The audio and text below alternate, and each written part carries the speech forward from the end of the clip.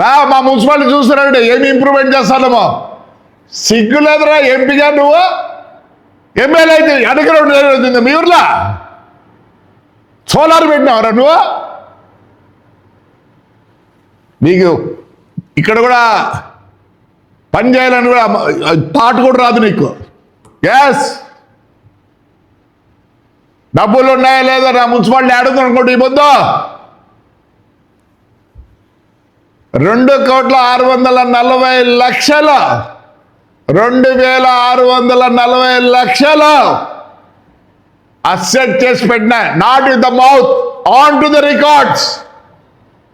PPP model కింద 80 లక్షలకు అయిపోయింది, అగ్రిమెంట్ అయిపోయింది.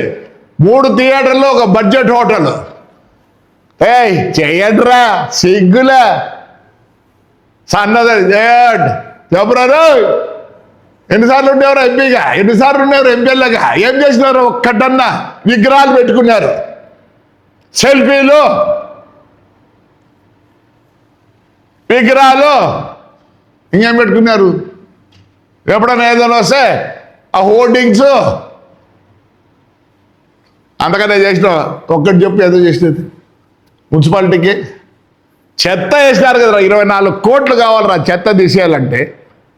మాట్లాడితే ప్రజాస్వామ్యం ఏం ప్రజాస్వామ్యం రా? మమ్మల్ని కొట్టినప్పుడు ప్రజాస్వామ్యం లేదా? మీ ఇళ్ళకాడికి వస్తాం చూడు ఎట్లుంటుందో.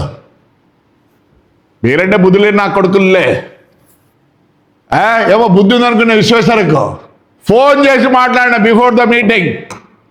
ఎందుకు నాకు ఆప్తులు అనే ఉద్దేశంతో. వాడి పక్కన కూర్చోబెట్టి ఫ్రాక్షన్ చేయాల్సింది నాతో. వాడు ఏమంటాడు? ఆ పార్టీ వచ్చినా ఫ్రాక్షన్ చేస్తాడంట. పోలీసు వాళ్ళు లేకపోతున్నా వాడు ఒంటికి పోసుకొని కూర్చోడు. పోలీసు వాళ్ళు లేకుండా చూడమన్నా. మేము పోలీసులు కదా ఈడ్చినారు, రోడ్లో కాలుతో కొట్టినారు. తిమ్మచెరులో పైన పోయి మా నాన్న పేరుతో ఒక కళ్యాణ మండపం కడతా అంటే చేస్తాను. ఏదో మాటల ప్రజాస్వామ్యం గురించి అందుకే చైతన్య గారు బడ్డు వీడు చేసిన మర్డర్ కేసులో, వీడు ఫ్రెండ్ చేసిన మర్డర్ కేసులో ఇప్పుడు ఇరుక్కున్నాడు వాడు కూడా. చైతన్య గారు ప్రజాస్వామ్యం మాట్లాడదండి. మీరు పక్కన మాట్లాడి నేను ఒప్పుకుంటా. వాడు పెట్టుకోడు ప్రజాస్వామ్యం. ఇంకా వాడెవడో లాయర్ గాడు మాట్లాడినాడు. ఏందో ఎవరి పేరు గడ్డపెట్టి తల్లగా లే ఏం చేస్తాడు నీకు? యాక్ట్ తెలుసా? యాక్ట్ తెలుసరా నీకు? అందుకేనా కేసులు ఎవరు ఇవ్వడంలో మీకు మాట్లాడతారు? ప్రజాస్వామ్యం లే వాడి పక్కన పెట్టి కూర్చుంటే మా ఊర్లోతో పార్టీ చేయాల్సిందే మీరు. అదే పార్టీ లీడర్స్ బంగారం చేసుకోండి. మీరు వస్తారని చెప్పండి, సున్నం వేపిస్తా. ప్రతి ఆపోజిషన్ లీడర్ వచ్చినప్పుడే సున్నం వేపించినా ఈ ఊర్లో. చంద్రబాబు నాయుడు వస్తే, చిరంజీవి వస్తే నీళ్ళ ప్యాకెట్లు, మజ్జిగ ప్యాకెట్లు కూడా పెట్టినా. చెప్పండి వేస్తా. ఊరికి పెట్టలే మమ్మల్ని.